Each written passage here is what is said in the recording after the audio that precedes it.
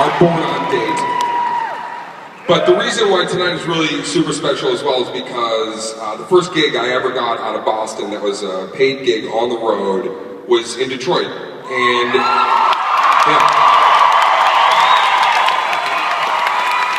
And honestly, it was because of the reaction I got that it really propelled me. You guys were so great to me. You've always been great to me. So quite simply, with all sincerity, fucking thank you for that.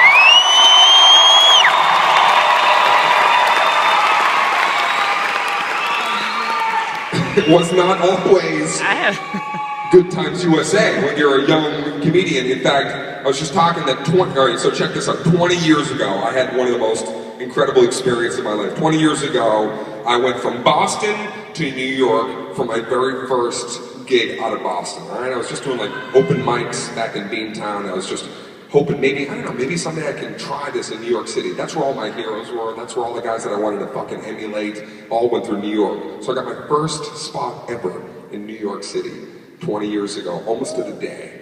And I was so excited but scared, a little trepidatious, but really thrilled. So I go, and my first spot ever in New York City is at 3 a.m. Yeah, 3 in the morning. Yeah, in a little dumpy club down in the Village. No longer there. It was called the Boston Comedy Club. And I went down there for my first spot at 3 a.m. I gotta tell you, I was like so nervous and so excited.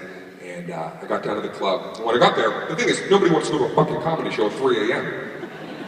So what they were doing is the owners of the club, they were just pulling people in off the street, like barking, hey, free comedy show, free comedy show. And they're pulling people in off the street and telling them, come on in, maybe buy a drink, and they put that money towards the rent. And so when I got there was about 22, 28, 30 people in the crowd. I was so nervous. New York City, oh, here we go, my first time ever. Maybe if I get a couple laughs tonight, I don't know, maybe I'll come back at some point. Maybe if I come back, I can stay here, find some fans. If I find some fans, pay the rent, and I can have a nice living doing stand-up comedy. All right? I love you too, but shut up, listen.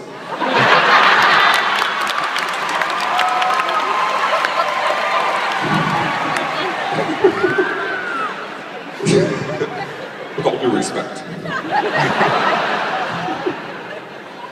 So I get up on stage. I'll never forget this. It's like yesterday, you guys. I get up on stage, and when I hit the stage, I look down, and sitting right here in the first seat, looking right up at me, is a 400-pound Samoan guy.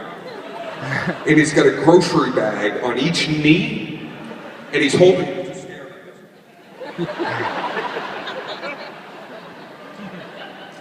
I remember just kind of looking down at this guy for a second. Before I get to a joke, before I do anything, I'm just staring at this massive guy. Just looked down, and I said, hey, how you doing, man? He took a long pause, and then this is what he said to me. He goes, you better be funny, man, because I got ice cream.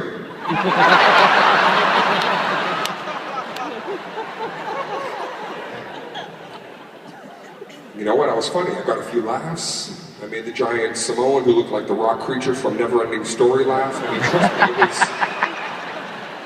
it was a huge pivotal moment in my life. I was like, got some laughs in New York City. I remember I was walking off the stage, I was getting ready to go outside, I had to drive back to Boston, and the owner of the place was like, hey, what's your name again? Dance? What is it? I was like, oh, Dane. And he goes, oh, Dane. Yeah, you got some laughs. Come back tomorrow night. I was like, I can come back tomorrow night? He goes, yeah, I like what you did. In fact, you're so good, come back at 2:45 a.m. Moving up in the world. So now I get there the next night, 2:45 a.m. That was a few more people.